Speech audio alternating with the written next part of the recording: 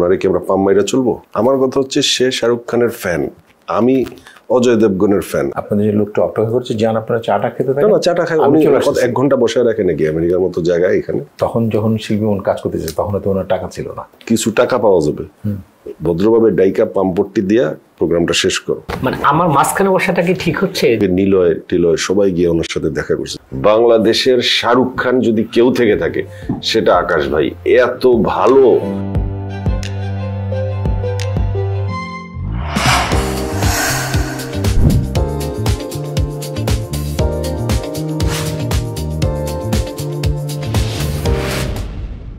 আকাশ ভাই, আচ্ছা এইখানে বাংলাদেশের মধ্যেই তো পলিটিক্স দেখি, কেউ একজন আগাইলে 10 জন শত্রু, মানে ধরেন আপনার কথা যদি কারো কাছে বলি 10 জনে খারাপ বলে, আবার আরেকজনের কাছে আরেকজনের কথা বললে 10 জনে খারাপ বলে। কেউ কারোর সাথে মিল নাই কেন আপনারা? এই যে বড় পয়সাওয়ালা আপনারা যে কমিউনিটি, আপনাদের এত শত্রুতা কেন? আপনারা দুইজন যে এসছেন আমাদের টিভিতে, মনে করেন আপনারা শোটা করে বের হবেন, একজন আপনাদেরকে ফোন করবে যে ও আচ্ছা আপনারা এই টিভিতে গিয়েছিলেন, আপনাদের আর নিউ ইয়র্কে কেউ দাওয়াত দিবে না, ঠিক আছে? তো নিউ ইয়র্কে তো আসলে দাওয়াতের জন্য আপনি আসেন নাই, ওনারা মনে করে আপনার মনে হয় এটা নিয়ে খুব বদার, যে এয়ারপোর্ট থেকে নামছেন, নেমে মনে হয় জ্যাকসন হেটে যাবেন বা 10 জনকে আগে কি বলে এটারে তেল দিয়ে আসবেন। আমি ওই ক্যাটাগরি থেকে বাহিরে, আমি আমার কাজ করি, মানুষকে সম্মান করি। আপনারা দুইজন খুবই লিজেন্ড একজন, মানে কমিউনিটি না, আপনাদের ইন্ডাস্ট্রি বলেন, যে ফিল্ম ইন্ডাস্ট্রি বলেন, মিডিয়া ইন্ডাস্ট্রিতে আপনার দুজনই লিজেন্ড। আমরা তো ছাত্র ভাইকে দেখে আসি যখন প্রাইমারি স্কুলে পড়ি, আর আপনি একবার শাবনুরের সাথে একটা মুভি করছিলেন, তখন তো আমরা নায়ক হিসাবেই চিনতাম। আমার মনে আছে আপনি একটা শুটিং ছিল কক্সবাজার হোটেল প্রবাল বা মোটেল প্রবালে আপনার শুটিং ছিল। তো ওই মোটেল প্রবালটা আমাদের ইয়ার আন্ডারে ছিল, অর্গানাইজেশনের আন্ডারে ছিল। আমি ওখানে ঘুরতে গিয়েছিলাম, মানে এজ এ মালিক হিসাবে, লিজ নেওয়া ছিল। তখন দেখছিলাম যে আপনাদের একজন আপনার শেভিং ক্রিম করার পর ইয়ে লাগাই দিচ্ছে, একজন ছাতা ধরে রাখছে, এটা আমার সামনে দেখা। একজন আবার কাঁঠাল নিয়ে আসছিল। এটা তো আপনি বাপ্পির মতো বললেন, নায়ক বাপ্পি আমার সাথে এসে বলছে যে জয় ভাই আমি আসছি আজকে প্রতিশোধ নিতে। বললাম যে কিসের প্রতিশোধ? বলছে তুমি যখন নায়ক ছিলা তখন আমি তোমার শুটিং দেখতে গেছি, তো বৃষ্টি পড়ছিল, তো তুমি তোমার মাথার উপর ছাতা ধরা লোক, পাশে তোমাকে মেকআপ দিচ্ছে, চুল আশ্রয় দিচ্ছে কেউ একজন, তো তোমার সামনে টুলটা খালি ছিল, আমি চিন্তা করছিলাম যে টুলটা টেনে বসে তোমার সাথে কথা বলবো। আমি যখনই গেছি তখন তুমি আমার টুলটা নিতে গেছি, তুমি থামায় তোমার অ্যাসিস্ট্যান্টকে বলছো টুলটা আমার পায়ের কাছে আন, আমি পা রাখবো, তো তুমি পা রেখে বসছো। সেদিন আমি খুব মাইন্ড করছিলাম, প্রতিশোধ নিতে আসছি। আমি বলছি যে তুমি তাহলে ভুল বুঝছো আমাকে। বেসিক্যালি শুটিংয়ে যা কিছু থাকে আমাদের সেবার জন্য থাকে, কারণ আমাদের মন মানসিকতা এবং ধ্যান সব শুটিংয়ে ঘিরে থাকে। তখন কোনো মানুষকে এন্টারটেইন করা, কোনো মানুষ আসলো গেল, সেটা আসলে নজর দেওয়ার সময় থাকে না। এবং আমি হয়তো খেয়ালই করি, সেম ঘটনা কিন্তু আমার ঘটছে এক জায়গায়, আমার পার্সোনালি ঘটছে না। আমি ব্যক্তিগতভাবে মানে 100% ট্রু স্টোরি বললাম। আমি ওখানে রাত্রে আমাদের একটা খাসি দিয়া বারবিকিউ ছিল, তো বললো যেখানে জয় এই হোটেলে শুটিং করতে আসছে, নায়ক জয়, শাবনুরা বাবা, আরও অনেকেই।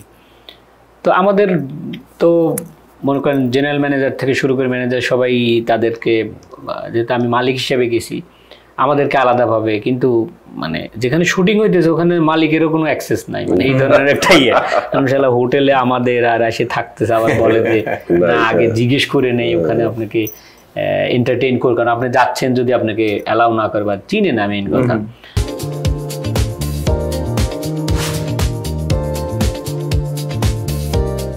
তো সেই সব লিজেন্ডারি লোকজন আপনার নিউ ইয়র্কে আসেন, আমরা অতটুকু রেসপেক্ট দিতে চাই আপনাদেরকে। এতে কেউ খুশি হলো কি বেজার হলো এটা আমাদের নিয়ে আসলে। আর সবচেয়ে বড় যেটা সাচ্ছু ভাই, আমি আমার ওয়াইফ আমরা কাজ করি মেইনলি আপনাদের এই শোয়ের মাঝখানে। আমার ওয়াইফকে তো রেখে আসছি, ওকে নিয়ে যেতে হবে একটা জায়গায়। আপনাদের মজার ব্যাপার হচ্ছে কালকে 1টার সময় বা 1টা-1.5টার সময় বের হয়েছেন, এরপরে কিন্তু আমি কাজে বের হয়েছিলাম আরো 2 ঘন্টার জন্য। বলছেন 2 ঘন্টা না, আমি আসছি 4:10 বাসায়, রাত 4:10। ইউ ওয়ার্ক হার্ড, এটা তো সত্যি কথা। রাত 4:10 আসছি, 5টায় ঘুমাইছি, 8টা 8:30টার সময় আবার লোক আসতে উঠে গেছি। তো এইটা দেখে যদি মানুষ ঈর্ষা হয় যে আকাশ রমন এটা করতেছে, আমার কিন্তু কারো নিয়ে কোনো ইচ্ছা নেই। আমরা কিন্তু আপনারা এসছেন, আপনাদের কারো সম্পর্কে কিন্তু আমরা বলি না যে নিউ ইয়র্কে ওইখানে যান, আপনাদের freedom, you live your life. একটা অ্যাডাল্ট মানুষকে কি এভাবে করে বন্দি করা যায়? চেষ্টা করে মানুষ, এখানকার মানুষের mentality। সাংস্কৃতিক মনা বিষয়টা আছে বলে, একটা সাংস্কৃতিক মন আছে বলেই আসলে অত ওয়ার্ক হার্ড করা যে মানুষের 2 ঘন্টা ঘুমায়, 2.5 ঘন্টা 3 ঘন্টা, তারপরে সে চায় যে আর্ট কালচারের জায়গাটা করতে। সেটা আসলে বৃহদর্থে আর্ট কালচারের জন্য করতে চায়। তারপরে নিজের কিছু শখটা থাকলে মানুষের, সেটা হতেই পারে, এবং এটা পৃথিবীতে অনেক নজির আছে। একবারে কাটকাট কথায় চলে যাব, তা না হলে দর্শক বোরিং হয়ে যাবে। আপনার সম্পর্কে শুনলাম আপনি নাকি শাহরুখ খানকে এত ভালোবাসেন যে $74 লাখ খরচ করে আপনি শাহরুখ খানকে আপনার বাসায় দাওয়াত দিয়ে আনছেন বা সামথিং, এরকম একটা গুঞ্জন আছে। শাহরুখ খান আপনার বাড়িতে আসছে আপনার সাথে ডিনার করার জন্য, বা আপনি যাচ্ছেন তার সাথে ডিনার করতে। এই ধরনের গুঞ্জনটা কি আসলে সত্যি না মিথ্যা? না, ঘটনাটা একটু অন্যরকম হয়েছে। শাহরুখ খান যখন অ্যাওয়ার্ড পায়, ওকে, না সরি, শাহরুখ খান যখন মিলেনিয়াম নিউ ইয়র্কে আসেন ওর একটা ফ্যাশন শোতে ফান্ড রাইজিং এর জন্য, তো ওখানে একটা টেবিলের ইয়ে ছিল হচ্ছে $3.5 লাখ। তো এক একজনে আমরা 6 জন ছিলাম, তো $3.5 লাখ অ্যারেঞ্জ করে ওই টেবিলটা ইয়া করার কথা ছিল। তো মানে আমাদের একটা শর্ত ছিল যে আমরা একটা টেবিল নিব, কিন্তু ওনাকে আমাদেরকে একটু সময় দিতে হবে, যে আমাদের বাসায় $3.5 লাখ ই করলে আমাদের বাসায় এসে জাস্ট 2 মিনিটের জন্য আমরা আমাদের বাসায় একটা ব্যালকনির মতো আছে শাহরুখ খানের বাসার আদলে বানানো। আপনার যে প্রাসাদটা নিউ ইয়র্কে আছে, লুকস লাইকস বান্নাত। তো ওখানে হাত উঁচু করলে পারে সামনে সব দর্শক, মানে 90 ডিগ্রি অ্যাঙ্গেল থেকে দেখা যায় সবকিছু। তো ওইখানে এসে উনি হাত ইয়া করবে। ওকে। তো উনি রাজি হয়নি, বলছে যে না, আসলে আমি পাবলিকলি ওইভাবে ইয়া করতে পারবো না। ওকে। আমি গেলে যাব, কিন্তু ছবি তোলা যাবে না। আচ্ছা, এটা হচ্ছে ওনার শর্ত ছিল। তো এইটাই মানুষ অনেকভাবে, আমি ওর ফেসবুকে ওনার যখন উনি অ্যাওয়ার্ড পান, ন্যাশনাল অ্যাওয়ার্ড, তো দিস ইজ ফার্স্ট টাইম, তো ওনার একটা ভয়েস দিয়ে আর আমার একটা ছবি পাশাপাশি দিয়ে, তো অনেকেই বলছে বা ফোন করছে আপনি কি ওই অ্যাওয়ার্ড দিতে মানে যাচ্ছেন কি না ওই অ্যাওয়ার্ড অনুষ্ঠানে। জিনিসটা এরকম। বাহ।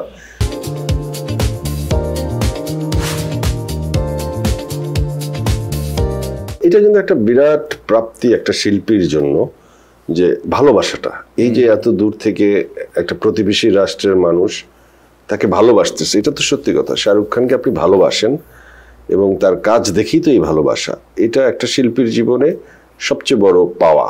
তো আমরা আমাদের দেশে কেউ শাহরুখ খান হয়ে উঠতে পারছি না কেন? আপনার কি অভিমত? আসলে এটা তো মানে কোনো প্রশ্নের মধ্যেই পড়ে না, কেন শাহরুখ খান হয়ে উঠতে পারছেন না। আমি এটা অবশ্যই ছোটবেলায় একজন নায়ককে দেখছিলাম যে ওনার নামই দিয়েছিল শাহরুখ শাহ, সালমান শাহরুখ শাহ। তো আমার কথা হচ্ছে ভাই, নাম দেওয়ার দরকার কি? আপনি অভিনয় করেন, অভিনয়ের সাথে তো তার গেট আপের অ্যাপিয়ারেন্সটা লাগে, তার হাইট, ডেলিভারি, তাকে সেভাবে প্রেজেন্টও করতে হয়। আপনি শাহরুখ শাহ বানাই দিলেন হচ্ছে মনে করেন $300 একটা ক্যামেরা দিয়ে তারে শুটিং করলেন, তার মেকআপ দেখা যাচ্ছে এখান দিয়ে আপনার ওই মিল্লাত পাউডারের ইয়া বোঝা যাচ্ছে এক্সট্রা, তাহলে তো হবে না। আপনাদের যে এখন ওটিটি বা এগুলো তো হাই রেজুলেশনের ক্যামেরা দিয়ে আপনাকে মেকআপ করতেছে, মানে শুট করতেছে মেকআপ। আপনারা এইটা যদি করেন, এই যে রিসেন্টলি যে সাকিব ভাই যে মুভিগুলো করতেছেন, তো এখন কিন্তু পুরো চেঞ্জ করে ফেলছেন ইন্ডাস্ট্রিটাকে। তো সেকেন্ড সাকিব খানের তো কেউ পাচ্ছে না, যে আরেকটা। আমরা সেটা নিয়ে আলোচনা শুরু করছিলাম যে কেন পাচ্ছে না। সাচ্চু ভাই দোষ দিল ডিরেক্টরদের, আমি দোষ দিলাম যারা সাকিব খানের পর নায়ক আছে তাদের, কারণ যার যার যুদ্ধ তাকেই জয় করতে হয়। আমি একমত আপনার সাথে, যে কেন আপনি আপনার জায়গাটাতে লিড করতে পারছেন না, আপনাকে সেই চেষ্টা করেই যেতে হবে, ওই পর্বতে উঠতেই হবে। চাচ্ছে না সাকিব খান তো আর 3 বছর হয়নি, কিন্তু উনি 22 বছর হয়েছে, তাই না? আমরা নিজে দেখছি যে মোটা মোটা নায়িকার সাথে নাচতো, তখন আমরা এত সুন্দর একটা ছেলে, এগুলো কি অভিনয় করে। আমি সাকিব ভাইকে কিন্তু এই কথাটা বলছিলাম, সাকিব ভাই এই যে আপনার যে আগের গেট আপ, আপনি যেগুলো এগুলো থেকে আপনি বলা, আসলে ডিরেক্টর তো ওইভাবে আমাদেরকে দিত, আমাদের তো তখন বলার কি। এখন যেমন আমাদের কিছু চয়েস থাকে, যে আমি এই নায়িকা চাই, এই লোকেশন চাই, এই বাজেট চাই, এই ক্যামেরা চাই। তা আপনিও জয় ভাই সেইভাবে চান, রাইট, তাহলে অবশ্যই করতে পারবেন। স্বাভাবিকভাবে আপনি শাহরুখ খান হওয়ার দরকার নাই, আপনি বাংলাদেশ থেকে, যেমন কলকাতার সাথে তো এখন সাকিব খানের তুলনা করে যে দেবের থেকে শাহরুখ খান সাকিব খানের অ্যাক্টিং ভালো, ডিমান্ড ভালো। তো আপনারা ওইরকম একজনকে দাঁড় করান যে সেটা শাহরুখ খানের সাথে উমক খানের অ্যাক্টিং ভালো, তাহলে তো হয়ে যাবে। আকাশ, তুমি যেহেতু পছন্দ করে ফেলাইছো, বেটার তুমি বিয়ে করে ফেলাও।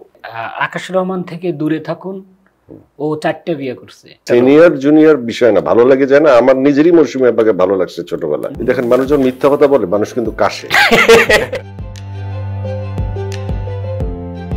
I am proud of my husband that he can handle 4 women together.